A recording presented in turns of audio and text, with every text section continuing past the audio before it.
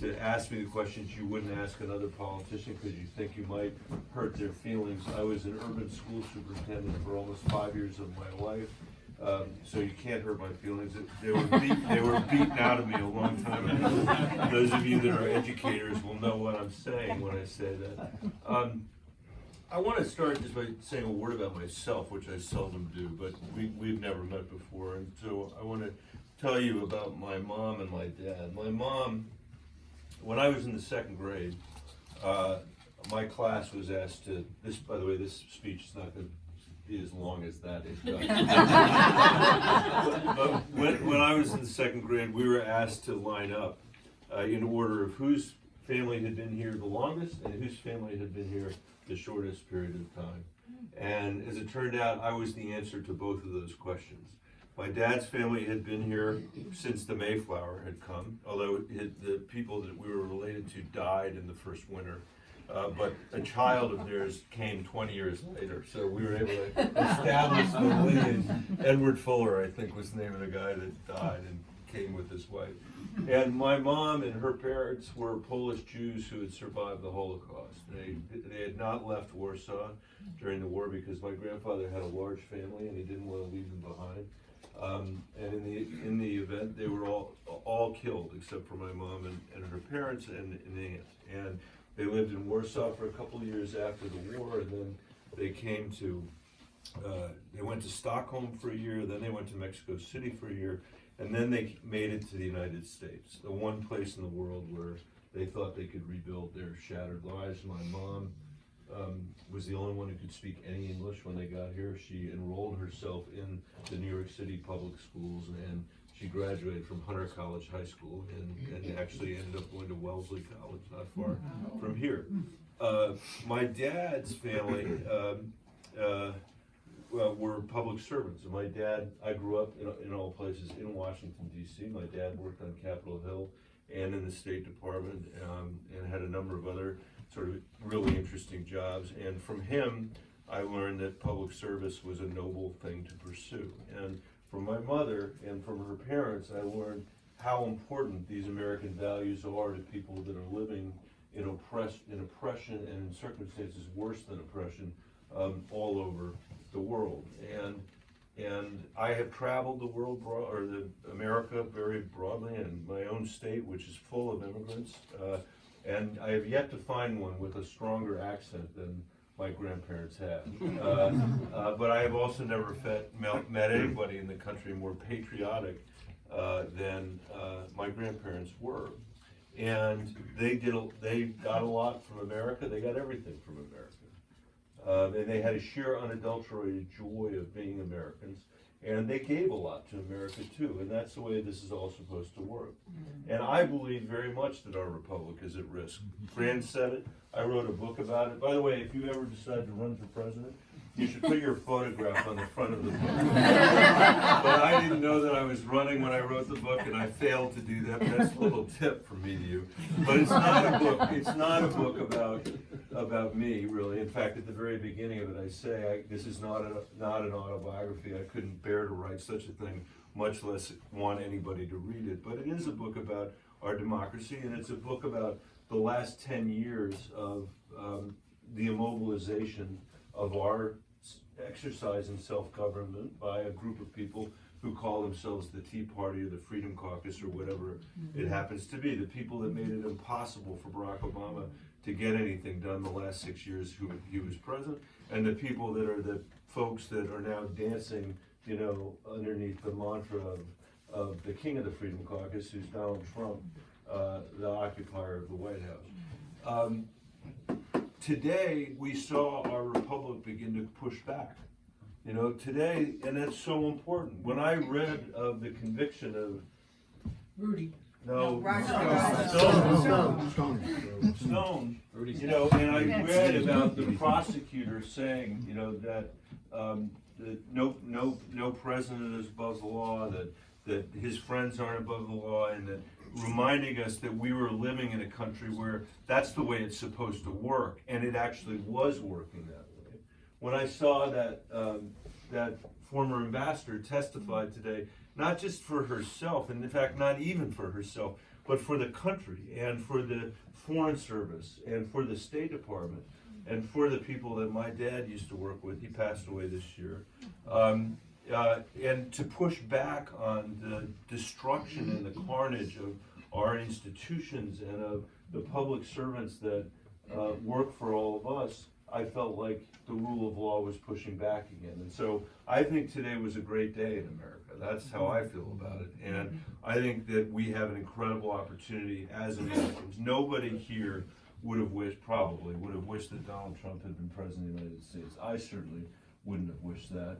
I wouldn't have wished that the kids in my old school district are living in a country where our education system's actually reinforcing the income inequality that we have rather than liberating people from it. I wouldn't have wished that for the last 50 years, 9 out of 10 Americans haven't seen their incomes go up, and only the folks at the very top have benefited. I would not have wished for an America where African American and Latino wealth has got a greater gap from white wealth in the country than it did when I was in college 100 years ago. I would not have wished for the fact that we haven't addressed climate change and that we're the only country in the world that is now out of the Paris Agreement.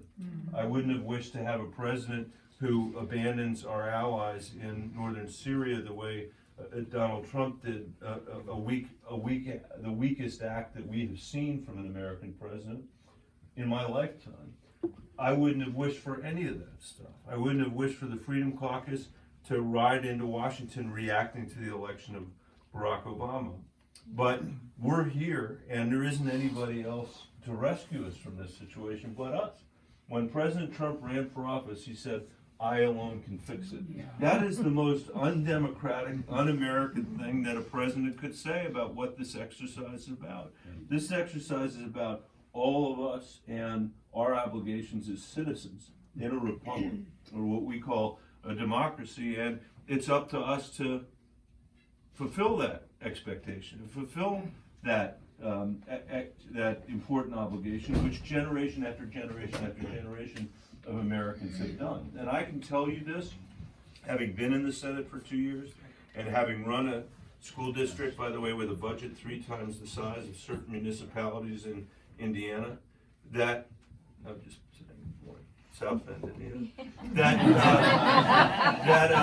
that if we go down the road of another 10 years like the last 10 years, and we don't actually fix our politics, we're going to be the first generation of Americans to leave less opportunity, not more, than people coming after us. And I want to just describe for you one issue, climate change, and then I'll stop and open up the conversation for whatever it is you guys would talk about.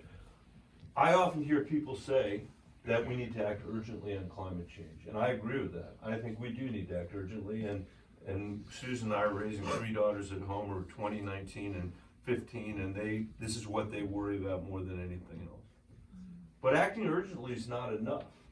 We need a durable solution for climate change. We need a solution that will last for a generation. If we accept the politics in DC that we have today, which is a politics of either doing nothing or at best doing something where you put it in for 2 years and then the other side rips it out, and then you put it in for 2 years and the other side rips it out. Think about the healthcare debate we've had the last 10 years.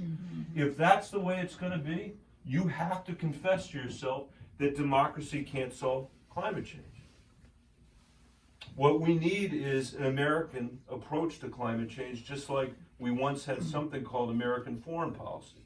We'd go back and forth on various things if there was a Democrat or Republican that was elected, but in the main, an American president understood what their responsibility was with respect to the Soviet Union and what their responsibility was in the Cold War. We understood what our responsibility was with respect to our alliances in Europe and in Asia, and those were tended over a 70-year period of time. And we need that with climate. I would argue we need that with lots of other things as well if we're actually going to create durable solutions for the next generation. Mitch McConnell doesn't need that. Donald Trump doesn't need that.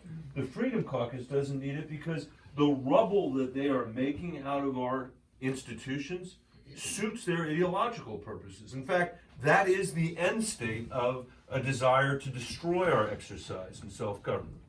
You know, a full-throated expression of Sarah Palin's cartoon version of what the founding fathers were doing when they created the United States of America. So you need to understand that it's not a fair fight. They can survive in the rubble that we have here. And in fact, they will, because what they'll just do is put right-wing judges on the floor as long as the lights are flickering, and every now and then cut taxes for rich people. We need to do something much more important than that and much more profound than that. And I was asked the other day by a woman in Des Moines, she said, can democracy solve climate change? And I said, you just asked the most existential question in this campaign. And we're the ones, all of us, that are going to have to resolve that question as a yes. And what that means is we need a different kind of politics. We have to create a constituency for change out in the country to overcome a broken Washington. We need to run on a set of ideas, an agenda that can unify the American people. It isn't one that divides the American people. And I feel that particularly strongly, I think, because I am the only candidate in this race who has won 2 national elections in a purple state. Nobody else has done that.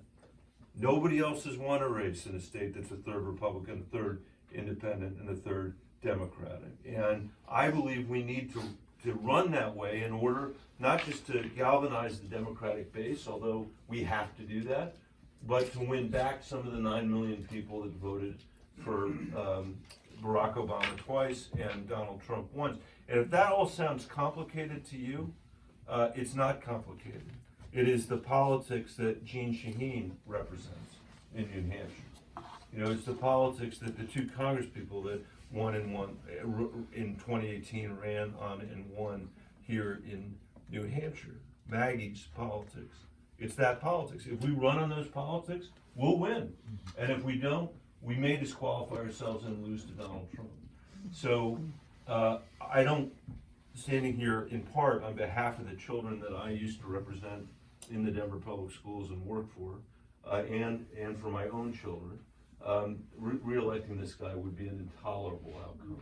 Yeah. But it's not enough. We also have to figure out how to govern the country again, and I think I've thought harder about that than some of the other people in the race, and have a set of experiences that I think is different than the other people in the race, in the private sector, running one of the larger school districts in America, and 10 years in the Senate facing the corruption up close. And I think we can build that winning agenda, and I think we can overcome it. In fact, we have no choice. We have to do it, and I believe we will. So thank you for having me here today. I apologize for going on for so long. Let me stop there and see what you want to talk about. Any topic, any question. Yeah.